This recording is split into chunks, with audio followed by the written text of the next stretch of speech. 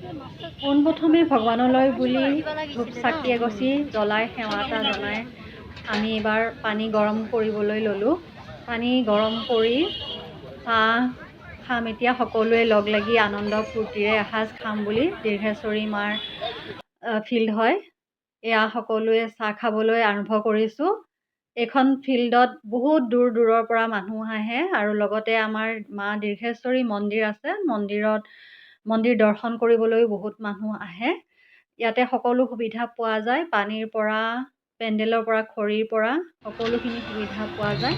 এয়া বহুত দূৰৰ পৰা বাছ লৈ আহিছে মানুহবোৰ আৰু ইয়াতে চাকি কিনিবলৈ পোৱা যায়। মন্দিৰলৈ চাকি ধূপ যি নিয়ে আপোনালোকে নিব পাৰিব ইয়াৰ পৰা। এয়া আমাৰ গেটেৰে সোমাই আহিলোঁ।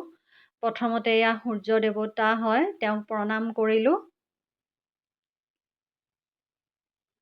এইবাৰ ওপৰলৈ উঠি যাম। আগতে শিলত কটা আছিলে, চিৰিবোৰ উঠিবলৈ বহুত অসুবিধা আছিলে বহুত বছৰ আগতে। এতিয়া ধুনীয়াকৈ এনেকৈ বনাই দিলে, এতিয়া উঠিবলৈ সহজ হৈছে। লাহে লাহে উঠি এইবাৰ প্ৰথমতে গণেশ ভগৱানক সেৱা জনাম। তাৰ পাছত হনুমান ভগৱান আছে, এয়া হনুমান ভগৱান হয়, তেওঁক সেৱা জনালোঁ। এইবাৰ মাৰ ওচৰলৈ যাম এইটো গেটেৰে। এয়া ইয়াতে ৰঙা কাপোৰেদি গছডালত বান্ধি থৈ দিছে ভক্তসকলে। আৰু এইবাৰ প্ৰথমতে আমি ভৰিখন তিয়াই ল'লোঁ মাৰ ওচৰলৈ যাম বুলি। এয়া ইফালে ভোগঘৰ আৰু এয়া বলিঘৰ। এয়া দুৰ্গা পূজাত মহ বলি হয় সেই মন্দিৰত।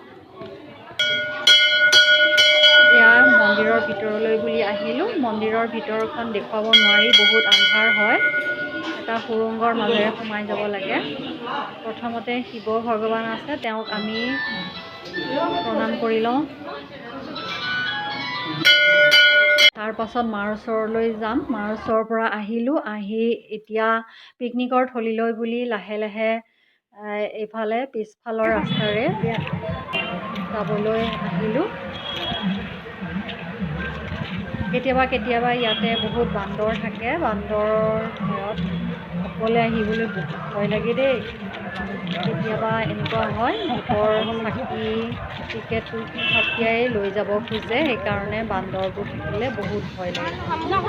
এতিয়া আমি পিকনিকৰ থলী পালোঁ। পিকনিকত কি হৈ আছে, আধা হৈছে ব্ৰইলাৰ ছাগলী মাংস দুইফালে বনাই আছে।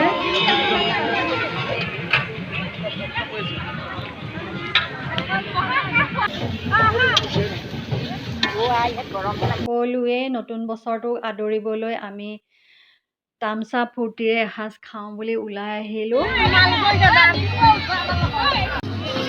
বহুত ডাঙৰ ফিল্ড হয়, ইয়াতে বহুত দূৰৰ পৰা সকলো জাতি জনজাতিৰ মানুহে আহি ইয়াতে একেলগৰে বজাই নাচিবলৈ ধৰিছে।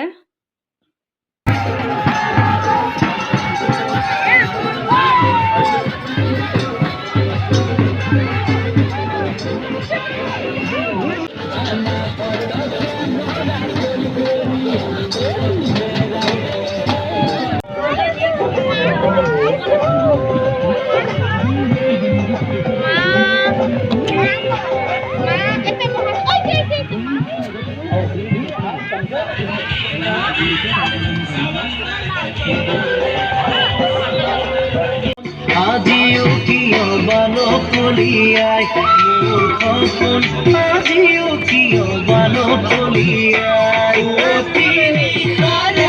সপোন হেনো কলিয়াই সপোনত মোক মনৰ কথা জানৈ মোৰ সপোন, আজিও কিয় বানো কলিয়াই মোৰ সপোন, আজিও কিয় বানো কলিয়াই আনৰা।